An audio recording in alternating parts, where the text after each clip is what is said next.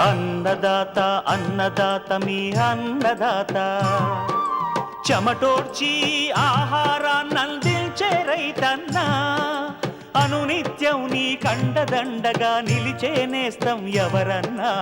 అన్నదాత అన్నదాత మీ అన్నదాత.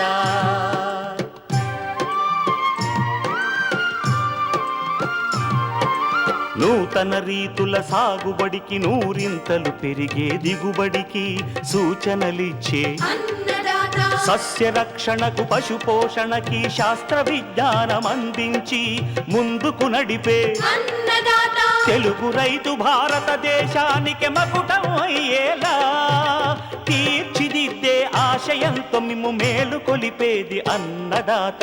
అన్నదాత అన్నదాత మీ అన్నదాత. అన్నదాత అన్నదాత మీ అన్నదాత.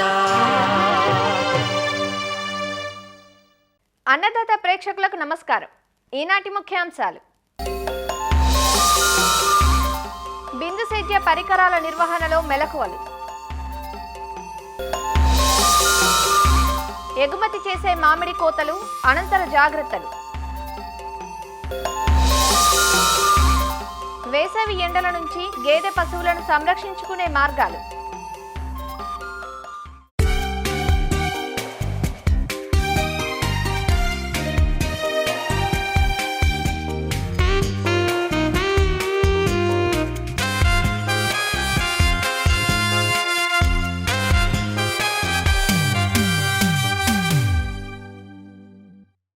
సాగునీటి వినియోగ సామర్థ్యాన్ని పెంచి ఉన్న నీటిని సక్రమంగా ఉపయోగించుకోవడంలో సూక్ష్మ సేద్య పరికరాలది కీలక పాత్ర. వర్షాకాలంలో నీరు పుష్కలంగా ఉండటంతో చాలామంది రైతులు బిందు సేద్య పరికరాలను పెద్దగా వాడరు. అంతేకాక వాటిని పొలంలో అలానే వదిలేస్తారు. ఇలా చేయడం వల్ల డ్రిప్ పైపులు మూసుకుపోయి నీటి ప్రవాహానికి ఆటంకం కలుగుతూ ఉంటుంది. దీంతో నీరు ఒక చోట ఎక్కువగా పడి మరో చోట అసలు తడవదు.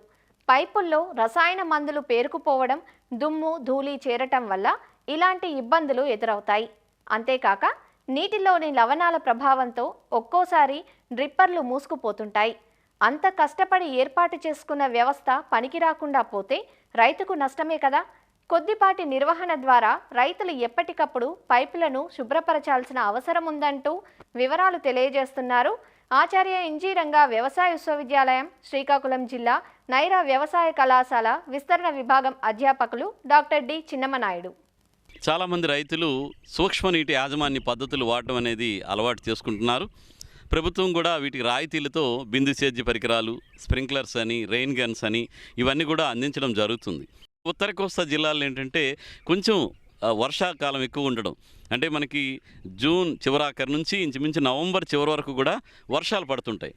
ఆ సమయంలో ఈ బిందు సేద్య పరికరాలు వాడి కానీ, లేదంటే ఈ తుంపర్ల సేద్య పరికరాలు వాడి పొలానికి నీరు ఇచ్చేటువంటి అవకాశం ఉండదు. ఎందుకంటే నీరు ఉంటుంది, వర్షం పడుతుంది కాబట్టి. మరి అలాంటి సమయంలో ఏంటంటే సుమారు 4-5 నెలల పాటు మనం వాడకుండా కనుక వదిలేస్తే, మరి ఎప్పుడైతే ఎక్కువ రోజుల పాటు వాడమో ఇందులో లవణాలు పెరిగిపోయి తదుపరి మరలా నీరు ఇచ్చేటప్పుడు ఆ డ్రిప్ నుంచి నీరు లాకపోవడం, లేదా స్ప్రింక్లర్స్ నుంచి నీరు బయటికి రాకపోవడం అనేది జరుగుతుంది. రైతులు ఎవరైతే ఈ డ్రిప్ స్ప్రింక్లర్ వాళ్ళు వాడుతున్నారో ఈ నిర్వహణ మీద కూడా సరైన అవగాహన పెట్టుకోవాల్సినటువంటి అవసరం ఉంది. ముందుగా రైతు స్థాయిలో చేసుకోవాల్సినవి ఏంటంటే, ఎప్పుడైతే ఎక్కువ కాలం పాటు డ్రిప్ ద్వారా నీరు అందించాల్సిన అవసరం లేకుండా ఉంటుందో అలాంటి సమయాల్లో కనీసం ప్రతి 15 రోజులకు ఒకసారి మోటార్ ఆన్ చేసి ఆ పైపుల గుండా నీరు వచ్చే విధంగా కొద్దిసేపు ఒక 15 నుంచి 30 నిమిషాల పాటు దాన్ని ఆన్ చేసి నీరు కొంత వెళ్ళేటట్టుంటే ఆ పైపుల్లో ఉన్నటువంటి లవణాలు కానీ, నాచు కానీ, మలినం అన్నీ కూడా బయటికి వెళ్ళిపోయే అవకాశం ఉంటుంది. అదేవిధంగా డ్రిప్ యూనిట్ని కనుక మీరు చూస్తే హెడ్ యూనిట్ అంటారు. దాంట్లో మన బోర్వెల్ నుంచి మోటార్ ఆన్ చేసిన తర్వాత పైపుల గుండా నీరు వచ్చిన తర్వాత అక్కడ గ్రావిల్ ఫిల్టర్ అని, శాండ్ ఫిల్టర్ అని ఉంటుంది. తర్వాత ఈ ప్రెజర్ గేజ్ అని ఉంటుంది. తర్వాత వచ్చేసి స్క్రీన్ ఫిల్టర్స్ అని ఉంటాయి. నీటిని భూగర్భం నుంచి తీస్తాం, అది బోర్వెల్ నుంచి కానీ, లేకపోతే నూతుల నుంచి కానీ, వీటి నుంచి వెల్స్ నుంచి నూతుల నుంచి తీసేటప్పుడు వాటి ద్వారా నీటి ద్వారా చాలా వరకు ఈ మలినాలు కానీ, లవణాలు కానీ, లేకపోతే మట్టి రేణువులు కానీ, ఇసుక రేణువులు నీటి ద్వారా మన పైప్ లైన్లోకి వచ్చేటువంటి అవకాశం ఉంటుంది. వీటిని కనుక సక్రమంగా ఈ శాండ్ ఫిల్టరు గ్రావెల్ ఫిల్టర్స్ కనుక మనం శుభ్రపరచకపోతే ఈ మలినాలతో కూడిన నీరు మన లేటర్లోకి వెళ్తే అక్కడ డ్రిప్పర్స్ ఉన్నటువంటి సూక్ష్మ రంధ్రాల్లో ఈ మట్టి కానీ నాచు కానీ ఈ మలినాలన్నీ ఇరుక్కుపోవడం వల్ల తరువాత అది నీటిని సక్రమంగా అందించలేని పరిస్థితికి మారిపోతాయి.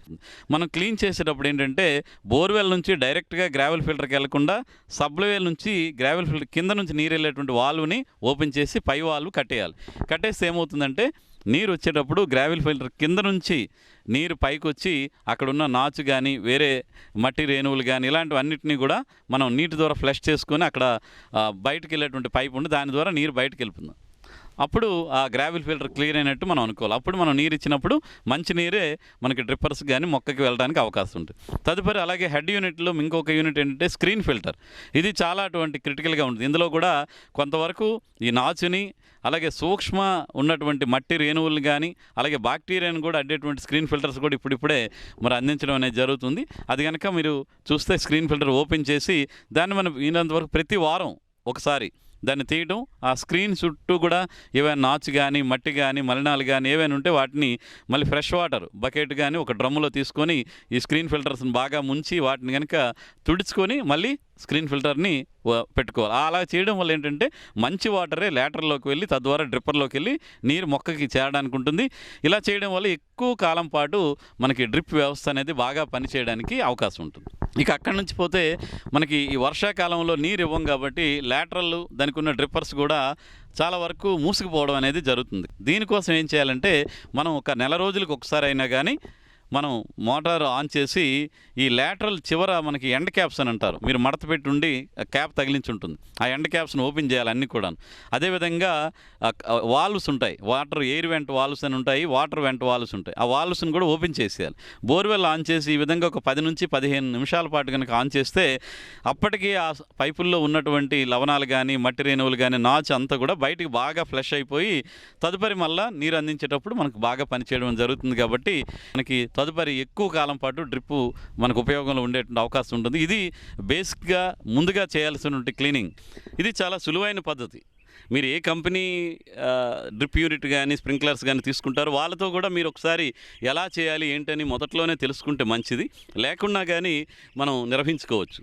ఇంకొకటి ఏంటంటే రైతులు ఎక్కువగా ఈ డ్రిప్ పరికరాలని ఇప్పుడు ఫెర్టిగేషన్ అంటే ఈ డ్రిప్ నీటి ద్వారానే ఎరువులు కూడా అందించేటువంటి ప్రక్రియ కూడా పాటిస్తున్నారు. దీనిలో కూడా వాడేటువంటి ఎరువులు కూడా చాలా ముఖ్యం. డ్రిప్ ఎక్కువ కాలం మన్నాలంటే నీటిలో కరిగేటువంటి ఎరువులను మాత్రమే డ్రిప్ ద్వారా ఎరువుల్ని మొక్కకు అందించేదానికి వాడుకోవాలి. అదేవిధంగా ఫెర్టిగేషన్ ద్వారా ఎరువులు అందించినప్పుడు ముందు నీరు ఎలాగో వదిలిపెడతారు, ఫెర్టిగేషన్ అయిపోయిన తర్వాత కూడా మరలా ఒక 10-15 నిమిషాల పాటు మామూలు సాధారణ ఫ్రెష్ వాటర్ని కనుక మనం వదిలిపెడితే అప్పుడు ఈ ఎరువులకు సంబంధించిన ఏవైనా ఉండే లోపల ఉండిపోకుండా క్లీన్ అయిపోవడం అనేది జరుగుతుంది. ఈ విధంగా చేసుకోవాలి. ఇకపోతే ఇంకొకటి యాసిడ్ ట్రీట్మెంట్. అంటే మామూలుగా నీరు వదిలినప్పటికీ ఎక్కువ రోజుల పాటు మనం వాడకుండా ఉంటే అందులో లవణాలు ఎక్కువ పోరికిపోతాయి. అప్పుడు సాధారణంగా నీరు వదిలితే ఆ లవణాలు బయటికి రావు. అప్పుడు అలాంటి దానికి ఈ యాసిడ్ ట్రీట్మెంట్ అనేది ఒక ప్రత్యేకమైనటువంటి క్లీనింగ్ ప్రాసెస్ చేసుకోవాలి. దీనికి మనం ఫాస్ఫారిక్ యాసిడ్ని వాడడానికి రైతులు ఎక్కువగా ప్రయత్నం చేయాలి. దీనికోసం కూడా మనం ఏంటంటే ఈ యాసిడ్ ట్రీట్మెంట్ చేసేటప్పుడు కొంచెం సాంకేతికపరమైన అంశాలు దృష్టిలో పెట్టుకోవాలి. దీన్ని ఏంటంటే డిశ్చార్జ్ ఎంత వెళ్తుంది, మన బోర్వెల్ నుంచి గంటకి పొలంలోకి నీరు ఎంత వెళ్తుంది అనేది ఒకటి అంచనా వేసుకోవాలి. మనకి మెయిన్ హెడ్ యూనిట్ దగ్గర వెంచురీ అని ఉంటుంది. అంటే మనం బయట నుంచి అందేటువంటి ఎరువు నీరు కానీ లేదంటే ఈ ఆమ్ల నీటిని పీల్చుకోవడానికి వెంచురీ అంటాము. దాన్ని కూడా మనం ఈ వెంచురీ సక్షన్ కెపాసిటీ ఎంత, దీన్ని బట్టి మనం టోటల్గా ఎంత నీటి మోతాదులో ఎంత ఆమ్లాన్ని కలపాలనేది మనం నిర్ణయించుకుంటాం. దీనికోసం ఏంటంటే నీటిలో మనం ఏదైతే ఫాస్ఫారిక్ యాసిడ్ 1 ml ముందుగా కలుపుకోవడం, తర్వాత 2 ml 3 ml ఇలా కలిపేటప్పుడు ప్రతిసారి కూడా ఆ లిట్మస్ పేపర్తో చెక్ చేస్తే ఎప్పుడైతే ఆ లిట్మస్ పేపర్ ఎర్రగా మారుతుందో అప్పుడు ఆమ్ల గుణానికి నీరు చేరిందని నిర్ణయించుకొని అలాగే 1 లీటర్కి 2 ml పడితే 2 ml లెక్కేసుకొని ఆ విధంగా మనం గంటకి ఎంత డిశ్చార్జ్ అవుతుంది, 5600 లీటర్ల వరకు డిశ్చార్జ్ అవుతుంది. కానీ మనం ఈ ఫెర్టిగేషన్ పద్ధతి మొత్తం కూడా 15 నిమిషాల్లోనే పూర్తి చేయాలి. అంటే మనకు సుమారుగా ఒక 60 లీటర్ల నీరు 15 నిమిషాల్లో బయటకు వెళ్తుంది. అంటే యాసిడ్ కలిపిన నీరు 60 లీటర్లు ఉండాలి. ఈ లెక్క ఇలా వేసుకునేటప్పుడు మనకు 5600 లీటర్లు ఇంటూ 2 ml చూసుకుంటే సుమారుగా ఒక 11-11.5 లీటర్ల యాసిడ్ అవసరం ఉంటుంది. ఒక గంట నీటిలో. దాన్ని మనం 4వ వంతుకి చేసేటప్పుడు మనకి 12 లీటర్ల యాసిడ్ని 60 లీటర్ల నీటికి కలుపుకొని మనం గనక ఆ నీటిని వెంచరీ ద్వారా ఒక 15 నిమిషాల పాటు పంపించాలి. ఈ విధంగా పంపించిన తర్వాత దాన్ని సుమారుగా ఒక 12 నుంచి 24 గంటలు అలాగే విడిచిపెట్టేస్తాం. తర్వాత మరలా మోటార్ ఆన్ చేసి మనం కనుక వాటర్ని బయటికి పంపించి మనం ఫ్లష్ అవుట్ కనుక చేసామనుకుంటే ఈ లోపల ఉన్న యాసిడ్ లోపల ఉన్న లవణాలన్నింటినీ మలినాలన్నింటినీ కరిగించేస్తుంది. అప్పుడు డ్రిప్పర్ల ద్వారా కానీ లేటరల్ ఫ్లష్ అవుట్ ద్వారా అంతా లవణాలు కలిపిన నీరంతా కూడా బయటికి ఫ్లష్ అయిపోతుంది. ఈ విధంగా మనం డ్రిప్ క్లీనింగ్ అనేది చేసుకోవాలి. ఒకవేళ మీరు అర్థం చేసుకోగలిగితే మీ స్థాయిలోనే ఈ ఫాస్ఫారిక్ యాసిడ్తో యాసిడ్ ట్రీట్మెంట్ చేయొచ్చు. లేకపోతే మీరు ఏదైతే కంపెనీ నుంచి ఈ డ్రిప్ పరికరాలను కొనుగోలు చేశారో వాళ్ళని పిలిస్తే నెల రోజులకు ఒకసారి లేదా 3 నెలలకు ఒకసారి యాసిడ్ ట్రీట్మెంట్ చేయొచ్చు. కాకపోతే పంట ఉన్నప్పుడు యాసిడ్ ట్రీట్మెంట్ చేయకూడదు. ఇందులో ఉన్న యాసిడ్ మొక్క మొదల్లోకి వెళ్ళి కొన్ని కూరగాయల మొక్కలకి వాటికి కూడా నష్టం కలుగుతుంది. అంటే రబీ పంటలన్నీ అయిపోయిన తర్వాత వేసవిలో ఇప్పుడు ఖాళీగా ఉంటున్నాయి కాబట్టి పొలాలు, అలాంటి సమయంలో మాత్రమే ఈ విధంగా యాసిడ్ ట్రీట్మెంట్ చేసుకోవాలి. ఈ విధంగా కనుక మనం ఈ డ్రిప్ యూనిట్ అన్నింటినీ మెయింటైన్ చేసుకుంటే అవి ఎక్కువ కాలం పాటు మన్నుతాయి.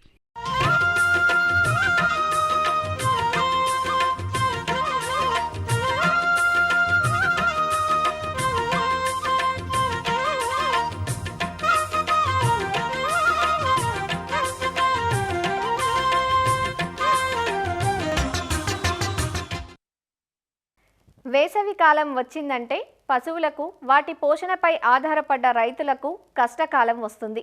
ముఖ్యంగా నల్లజాతి పశువులపై ఎండ ప్రభావం మరింత ఎక్కువగా ఉంటుంది. పశువులు ఒత్తిడికి, ఎండ దెబ్బకు లోనై వ్యాధి నిరోధక శక్తిని కోల్పోతాయి. దీనితో పాల దిగుబడి తగ్గిపోతుంది. దీనికి తోడు ఈ కాలంలో పచ్చిమేతలకు కూడా కొరత ఏర్పడుతుంది. అందువల్ల ఈ వేసవిలో పశువులకు అందించే పోషణ సౌకర్యాల పట్ల రైతులు మెలకువతో వ్యవహరించాలి. ఈ వేసవి ఎండల బారి నుంచి గేదె పశువులను సంరక్షించుకునే మార్గాల గురించి శ్రీ వెంకటేశ్వర పశువైద్య విశ్వవిద్యాలయం, పశ్చిమ గోదావరి జిల్లా వెంకటరామన్నగూడెం గేదెల పరిశోధనా స్థానం సీనియర్ శాస్త్రవేత్త డాక్టర్ నాగరాజకుమారి నుంచి తెలుసుకుందాం. గేదెలు ఎక్కువ శాతం వెన్నతో కూడిన పాలనిస్తూ ఉంటాయి. మనకి అధిక లాభం రావాలంటే అధిక పాల దిగుబడితో పాటు గేదెల నుండి ప్రతి 15 నుంచి 16 నెలలకు ఒక దూడను కనుక పొందినట్లయితే లాభదాయకంగా ఆ పరిశ్రమను నడిపినట్లు మనం గమనించుకోవచ్చు. ఇలా మనకి అధిక దిగుబడితో పాటు అధిక దూడల సంఖ్య కూడా రావాలి అంటే గేదెల నుంచి మనం వేసవి కాలంలో ముఖ్యంగా కొన్ని జాగ్రత్తలు తీసుకోవాలి. గేదె జాతి అనేది నల్లటి శరీరం వర్ణంతో ఉండడం మూలాని అవి అధిక ఉష్ణోగ్రతని తట్టుకోలేవు. వాటికి సౌకర్యవంతంగా ఉండేటువంటి ఉష్ణోగ్రత ఏదైనా ఉంది అంటే అది 24 నుంచి 26 డిగ్రీ సెంటీగ్రేడ్ అనేది. మన రాష్ట్రంలో ఉష్ణోగ్రతలు వేసవిలో 35 నుంచి 42 డిగ్రీ సెంటీగ్రేడ్ వరకు చేరుతూ ఉంటాయి. ఆ ఉష్ణోగ్రతలు అనేవి గేదెలకు చాలా ప్రమాదకరమైనవి. అధిక ఉష్ణోగ్రత వల్ల గేదెల్లో శరీర ఉష్ణోగ్రత పెరగడము, శ్వాస అనేది చాలా ఉధృతంగా ఉండడము, అలాగే వాటికి యొక్క హృదయ స్పందన అనేది ఎక్కువగా ఉండడము, కొన్నిసార్లు అవి కాన్షియస్నెస్ స్పృహ కోల్పోయి చనిపోవడం అనేది కూడా గమనిస్తూ ఉంటాము. వీటన్నిటికి ముఖ్య కారణం ఏంటంటే అవి ఎక్కువ కాలం ఎండలో తిరగడం. అంటే వేసవిలో కూడా మనం ఎప్పుడైతే బయటికి మేపుకు వదిలామో అప్పుడు ఇటువంటి లక్షణాలు మనం గమనించడం జరుగుతుంది. వాటి నివారణకు మరియు అధిక దిగుబడికి అంటే మిగతా కాలంలో లాగే వేసవి కాలంలో కూడా మనం గేదెల నుంచి అధిక దిగుబడి పొందాలంటే కొన్ని యాజమాన్యంలో కొన్ని పద్ధతులు పాటించాలి. ఈ యాజమాన్య పద్ధతులు అనేది మనం 2 రకాలుగా చెప్పొచ్చు. షెడ్ ఆర్ పాకలో కొన్ని మార్పులు చేసుకున్నట్లయితే వేసవి తాపం కొంచెం తగ్గించవచ్చు. అది ఎలా అంటే చాలా వరకు రైతువారీగా పాక అనేది ఎలా ఉంటుంది, పైన గూడు ఉంటుంది, పక్కన తడికలు కానీ గోడలు కానీ కడతారు. అంటే వెంటిలేషన్, గాలి వెలుతురు అనేది కొద్దిగా తక్కువగా వస్తూ ఉంటాయి. అలా వచ్చినప్పుడు వేసవి తాపం అనేది గేదెల్లో ఎక్కువగా ఉంటుంది. దాని నివారణకి పాకల చుట్టుపక్కల ఎత్తైన చెట్లు పెంచుకోవడము, అలాగే పాక పైకప్పుకి రెల్లుగడ్డి కానీ ఎండుగడ్డి కానీ వేసుకొని వాటిని తడుపుకుంటూ ఉండడము, పాక పైకప్పు కూడా సున్నం వేసుకోవడము, అట్లాంటి జాగ్రత్తలు మనం తీసుకోవాల్సిన అవసరం ఎంతైనా ఉంది.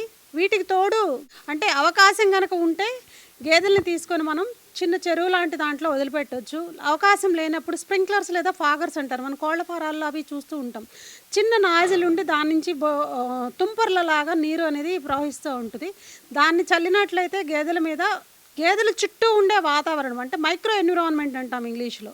అంటే గేదె చుట్టూ ఉండే వాతావరణం చల్లబడి గేదె మీద వేసవి తాపం అనేది తగ్గుతూ ఉంటుంది. లేదు కుదిరితే మనం కడుక్కోవడం అనేది ఇంకొక పద్ధతి, పాతకాలం నుంచి వస్తున్న పద్ధతి. అలా గేదెని ఆ రోజులో 3 నుంచి 4 సార్లు కడగడం ద్వారా కూడా వేసవి తాపం నుంచి రక్షించవచ్చు. అలాగే షెడ్లో ఉండే గేదెల సంఖ్యని తగ్గించుకోవాలి. అంటే మామూలుగా రికమెండేషన్ ఏంటంటే ప్రతి 4 స్క్వేర్ మీటర్స్కి ఒక గేదెని పెంచుకోవచ్చు. ఇక్కడ వచ్చేసి 5 నుంచి 6 స్క్వేర్ మీటర్ కనుక స్థలాన్ని కేటాయించినట్లయితే గేదెల్లో వేసవి తాపం తక్కువగా ఉంటుంది. ఇలాంటి జాగ్రత్తలు యాజమాన్యంలో పాటించుకోవడం అనేది చాలా ముఖ్యం. అది కాకుండా ఇంకొక విషయం ఏంటంటే గేదెలకు ఇచ్చే మేపులో తీసుకోవాల్సిన జాగ్రత్తలు కనుక చూసినట్లయితే మనం మేపును 2 విధాలుగా ఇస్తాము. గేదె యొక్క శరీర బరువుని లేదా గేదె యొక్క ఉత్పాదకతను బట్టి గేదెకి ఇవ్వాల్సిన దాణా మరియు గ్రాసాల శాతం అనేది మారుతూ ఉంటుంది. మామూలుగా 2వ ఈత కానీ 3వ ఈత కానీ గేదెలను తీసుకున్నట్లయితే అవి 450 నుంచి 500 కేజీల వరకు శరీర బరువును కలిగి ఉంటాయి. మేలుజాతి రకాలైతే మనకు 5 నుంచి 6 లీటర్ల వరకు పాలిస్తూ ఉంటాయి. అట్లాంటి గేదెల్ని వాటి యొక్క ఉత్పాదకతను బట్టి మనం మేపుకోవడం అనేది జరుగుతూ ఉంటుంది. ప్రతి 500 కేజీలకి 5 కేజీల దాణా ఇచ్చుకుంటాం. అదే 2 లీటర్లు దాటి కనుక పాల దిగుబడి కనుక ఉంటే ప్రతి 2 లీటర్లకి మించి 1 లీటర్కి 1 కేజీ దాణా అధికంగా ఇవ్వడం జరుగుతుంది. ఎండుగడ్డి విషయానికి వస్తే 4 నుంచి 5 కేజీల ఎండుగడ్డిని 25 నుంచి 30 కేజీల వరకు పచ్చిగడ్డిని సాధారణ రోజుల్లో ఇవ్వడం జరుగుతుంది.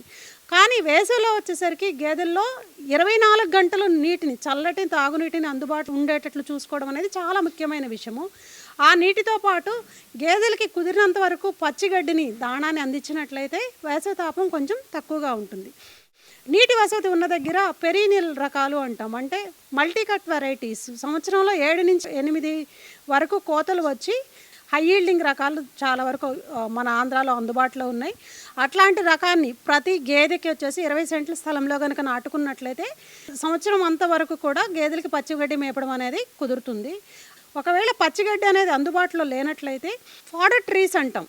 అంటే అవిస అట్లాంటివి కనుక వేసుకున్నట్లయితే వాటి కొమ్మలన్నరికి కూడా ఆ కాలంలో పచ్చిగడ్డి పెట్టచ్చు. అలాంటి సౌకర్యాలు కూడా లేని దగ్గర మనకి సైలేజ్ అనేది దొరుకుతూ ఉంటుంది. సైలేజ్ వచ్చేసి కేజీకి 5 నుంచి 6 రూపాయల వరకు చార్జ్ చేస్తూ ఉంటారు. దాన్ని గేదె యొక్క శరీర బరువును బట్టి 10 నుంచి 15 కేజీల వరకు మనం అందించవచ్చు. వేసవిలో మనం ఇంకో దాణా విషయంలో తీసుకోవాల్సిన జాగ్రత్త ఏంటంటే తక్కువ పీసు పదార్థం ఉండి ఎక్కువ కార్బోహైడ్రేట్స్ కానీ ఎక్కువ ఎనర్జీని ఇచ్చే పదార్థాలు పెట్టాలి. దానికోసం మనం కుదిరితే కొంచెం మొలాసిస్ని కూడా వేయచ్చు.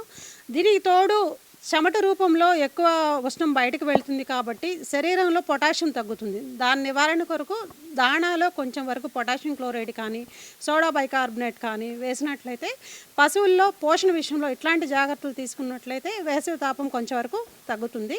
వేసవిలో గేదెల్లో ఎదురు లక్షణాలు గుర్తించడం అనేది కొద్దిగా తక్కువగా ఉంటాం. కాకపోతే పశువుని కనుక జాగ్రత్తగా గమనించి సరైన మోతాదులో మినరల్స్ అవన్నీ అందించినట్లయితే పశువులు వేసవిలో కూడా ఎదక రావడం జరుగుతుంది. మనం ఎదకాలం మిస్ అవ్వకుండా వాటికి సరైన సమయంలో గుర్తించి పశువైద్యంతో మనం ఎద ఇంజక్షన్లు చేయించడం కనుక చేసినట్లయితే వేసవిలో కూడా పశువులు కట్టడం అనేది జరుగుతుంది. పశువుల నుంచి మనం వేసవిలో కూడా సరైన తగు మోతాదులో తగ్గకుండా మనము ఉత్పాదకతను సాధించడం అనేది సంభవిస్తుంది.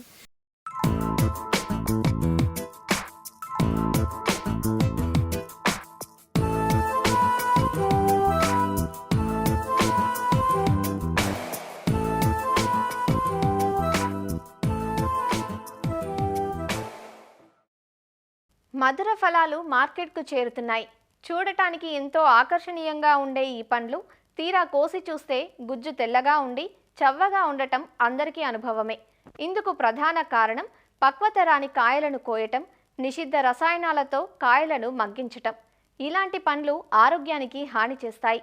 అలా కాకుండా మామిడికాయలు రసభరితంగా మధురంగా ఉండాలంటే సరైన పక్వ దశలో కాయలు కోత చేసి కాయ మాగవేతకు సురక్షిత పద్ధతులనే ఆచరించాలి. ప్రస్తుతం మామిడి కోతలు జరుగుతున్న వేళ విదేశాలకు కాయలు ఎగుమతి చేసే రైతులు, వ్యాపారస్తులు తీసుకోవాల్సిన జాగ్రత్తలు తెలియజేస్తున్నారు శ్రీ కొండా లక్ష్మణ్ తెలంగాణ రాష్ట్ర ఉద్యాన విశ్వవిద్యాలయం సంగారెడ్డి ఫల పరిశోధనా స్థానం ఉద్యాన శాస్త్రవేత్త డాక్టర్ హరికాంత్.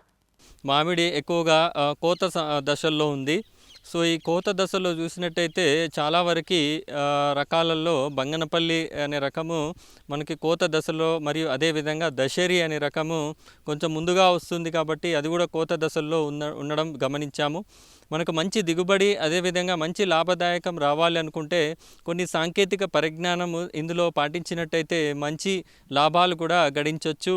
మామిడిని కోసే సమయాన్ని చూసుకున్నట్టయితే ఎండాకాలం సమయం ఉంది కాబట్టి తెల్లవారుజామున కానీ లేదంటే సాయంకాలం కానీ కోత కోయడము మనము ప్రారంభించాలి. కోత కోసేటప్పుడు సికేచర్స్, సో ఈ కత్తర్లు పట్టుకొని మాత్రమే కోత కోయవలెను.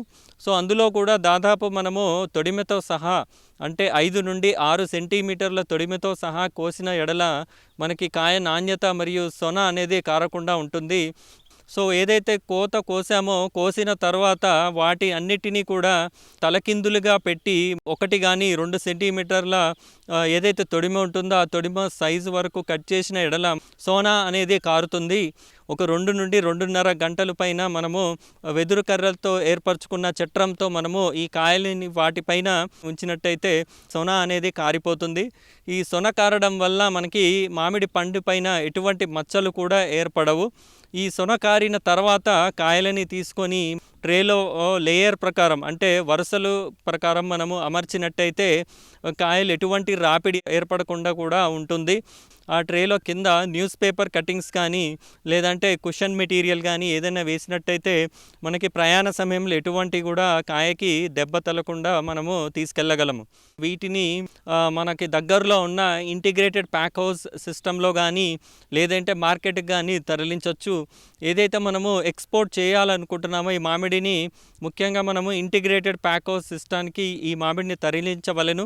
సో ఇందులో ముఖ్యంగా చూసినట్టయితే ఈ మామిడి ఏదైతే 40 డిగ్రీస్ ఉష్ణోగ్రతల రూపంలో ఉంటుందో వాటిని క్రమేపంగా వాటిని టెంపరేచర్ ఒక 30 నుండి 35 డిగ్రీస్ టెంపరేచర్కి కిందికి తీసుకురావలెను.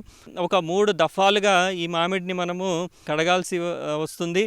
మొదటి తొట్టెలో మనము దీన్ని బెనోమిల్ సొల్యూషన్లో కాయని కడిగవలెను. దానిపైన ఉన్న దుమ్ము ధూళి అదేవిధంగా ఎటువంటి చీడపీడలు ఉన్నా కూడా అవన్నీ పోవడం జరుగుతుంది. దీని తర్వాత ఈ మంచినీరులో దీన్ని కడగడం వల్ల ఏమైనా మిగిలిన వాళ్ళు ఉన్నా కూడా అవన్నీ కూడా పోతున్నాయి. అదేవిధంగా 3వ తొట్టెలో దీనిని మనము సోడియం హైపోక్లోరైడ్ లేదంటే ప్రోక్లోరాజ్ అనే మందుని వేసి అరగంట సమయంలో మనం వీటిని కడగాల్సి వస్తుంది. దీనిపైన ఉన్న బ్యాక్టీరియా మచ్చలు కానీ లేదంటే నట్ వీవిల్ కానీ లేదంటే పండు ఈగ కానీ ఏదైనా ఉన్నచో అవన్నీ కూడా అక్కడే క్షుణ్ణంగా చనిపోవడం జరుగుతుంది. సో దీని తర్వాత మనము ఈ కాయలన్నింటినీ కూడా ఏర్పరచుకొని ఇంటిగ్రేటెడ్ ప్యాక్ హౌస్ సిస్టంలో కూడా మరొకసారి సొనకార్చే పద్ధతిని కూడా పాటించడం జరుగుతుంది. దాని తర్వాత మాత్రమే దీన్ని కోల్డ్ స్టోరేజ్కి తీసుకెళ్ళడం జరుగుతుంది. సో ఈ కోల్డ్ స్టోరేజ్కి చూసినట్టయితే దాదాపు ఒక 13 డిగ్రీ సెంటీగ్రేడ్ దాదాపు 80 నుండి 90% రిలేటివ్ హ్యూమిడిటీ అంటే తేమ శాతాన్ని ఉంచుకుంటూ ఈ కాయల్ని అక్కడ ఉంచవలెను. కాయల్ని గ్రేడింగ్ చేసిన తర్వాత దీన్ని ప్యాకింగ్ చేసిన తర్వాత ఒక కోల్డ్ చైన్ రూపంలో మనం వీటిని రవాణా చేయడం జరుగుతుంది. ఏదైతే సముద్రం ద్వారా వెళ్తుందో అందులో మనము కంట్రోల్డ్ టెంపరేచర్ కంట్రోల్డ్ మనకి రిలేటివ్ హ్యూమిడిటీ ఉన్న రిఫర్ కంటైనర్స్లో మాత్రమే వీటిని విదేశాలకి పంపడం జరుగుతుంది. ఎయిర్ కార్గో అంటే విమానయ యొక్క సర్వీసుల ద్వారా పంపిస్తున్నామో అవి దాదాపు ఒక రోజుల్లోనే మనకి గమ్యస్థానానికి చేరుకుంటాయి. సో ఇవన్నీ కూడా మనము ఒక కంట్రోల్డ్ టెంపరేచర్లో మనము పంపించడం జరుగుతుంది.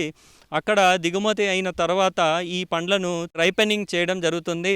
ఒక 25 డిగ్రీ సెంటీగ్రేడ్ 60 నుండి 70% యొక్క రిలేటివ్ హ్యూమిడిటీ ఉన్న మనకి రైపెనింగ్ రూమ్స్లో వీటన్నిటి మనము మగ్గపెట్టడం జరుగుతుంది. అందులో దాదాపు 100 నుండి 150% పీపీఎం లెవెల్స్లో ఉన్న ఇథిలిన్ గ్యాస్ని కూడా వదిలిండొచ్చు. కాయ యొక్క రంగు కూడా సమానంగా క్షుణ్ణంగా మంచి నీట్గా కూడా పండుతుంది. సో ఇది దాదాపు ఒక 4 నుండి 5 రోజుల సమయంలో మనకి ప్రతి ఒక్క కాయ కూడా నిగనిగలాడుతూ పండడం మనము గమనించవచ్చు. మరిన్ని విభిన్న అంశాలతో రేపటి అన్నదాతలో మళ్ళీ కలుసుకుందాం. నమస్కారం.